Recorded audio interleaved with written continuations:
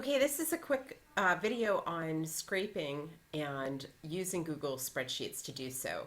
Um, Today is actually the day of the Kentucky Derby, or the weekend of the Kentucky Derby, and it made me think, okay, well, maybe I could scrape something from Wikipedia that has to do with the Kentucky Derby. So I came over here, and at first I put in Kentucky Derby. I put in names of racehorses for in the Kentucky Derby, and it didn't have that, but it had other things here. So then I thought, well, maybe I'll plug in Kentucky Derby winners and see what comes up. So I did that, and this is what I came up with. Ultimately, it was a great choice for me to look for because it ended up with a table, and Wikipedia has all sorts of tables like this. So how do you get something like this, which is really a natural for scraping and putting into a spreadsheet of your own and then analyzing in whatever way you might want to do it? How do we take this information and get it into a Google spreadsheet? Well, we can do that through the very easy commandments. So let's go over to Google Drive.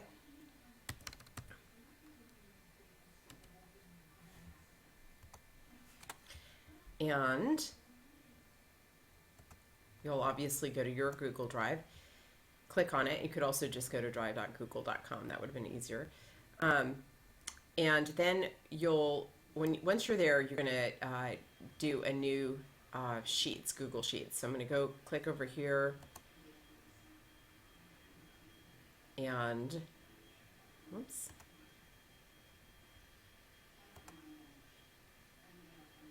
Go to Sheets. Sorry, my computer is so slow. I'll name this after I'm done with the video, but I'm going to put my cursor right here.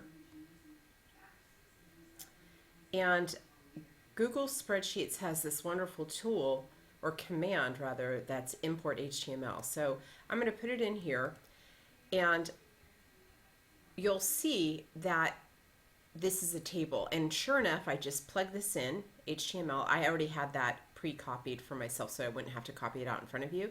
But let me dissect what this is for you. First of all, it's the command equal import HTML. No space in between, but then we have parentheses, and then I've taken the web URL here, put it in, and notice that that is in quotes, and then there's a comma. And then I put in table here. Now this could also be a list, but we need to kind of figure out which it is. So when you go back over here, if I want to find out what this is, I can do right click, inspect element, and then what's going to come up, and I'm not sure if you can see it here, so let me just, sometimes it's at the very bottom of the page, but you can lift it up. And what it's going to give you is the code, but it's not just going to give you it's not going to give you the entire page's code. What it's going to do is give you the code over, it's going to highlight here whatever you're scrolling over. So if I'm looking at this page, I may or may not know how, what the coding is behind this and what is going to need to go in my command here, table or list.